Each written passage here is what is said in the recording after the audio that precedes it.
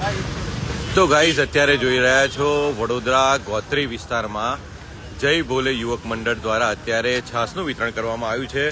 વડોદરા સમાચારમાં લાઈવ છે. અત્યારે આપ જોઈ રહ્યા છો અત્યારે આટલી બધી ગરમી પડી રહી છે ત્યારે અનેક લોકો સેવાઓ કરી રહ્યા છે અલગ અલગ રીતે છાસ વિતરણ કરીને શરબત વિતરણ કરીને. ત્યારે જય ભોલે યુવક મંડળ દ્વારા અત્યારે આપ જોઈ રહ્યા છો આ છાસનું વિતરણ કરવામાં આવી રહ્યું છે. આ ગોત્રી વિસ્તાર છે અત્યારે આપ જોઈ રહ્યા છો.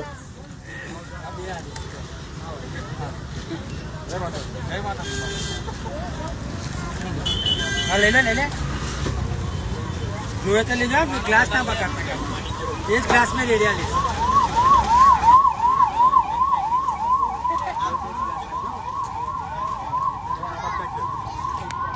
તો આપણે અહીંના જે આયોજક છે એમની સાથે વાત કરીશું કે અત્યારે આ જે છાસ વિતરણ કરવામાં આવી રહ્યું છે એ કેટલા દિવસ છે અને કેવી રીતે.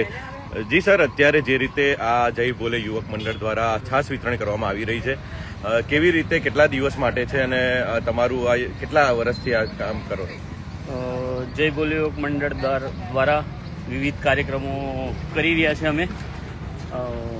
પવિત્ર અધિક માસ નિમિત્તે અને કાળઝાળ ગરમી પડે છે તો શંભુ ચેરિટેબલ ટ્રસ્ટ દ્વારા અત્યારે રાહદારીઓને છાસ વિતરણનો કાર્યક્રમ આજ રોજ ગોઠવ્યો છે.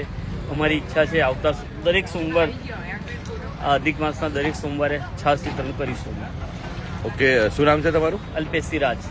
જી, આપ જોઈ રહ્યા છો અલ્પેશભાઈ રાજ દ્વારા અત્યારે જય ભોલે યુવક મંડળ દ્વારા અત્યારે છાસનું વિતરણ કરવામાં આવી રહ્યું છે. અનેક લોકો અત્યારે રાહદારીઓ આપ જોઈ રહ્યા છો અત્યારે આ કાળઝાળ ગરમીની અંદર છાસ લઈ રહ્યા છે અને આપ જોઈ રહ્યા છો આ આખું ગ્રુપ છે જે જય ભોલે યુવક મંડળ દ્વારા અત્યારે આ સરસ એવી કામગીરી કરી રહ્યા છે.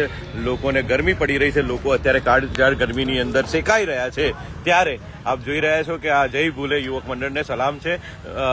દરેક વ્યુઅર છે મારા એમને કહું કે આ વડોદરા સમાચારમાં લાઈવ ઇન્સ્ટાગ્રામની અંદર છે આ દ્રશ્યો છે જે આ વિડીયોને વધારેમાં વધારે શેર કરો કારણ કે લોકો આનાથી પ્રેરાઈને બીજા લોકો પણ સેવા કરી શકે.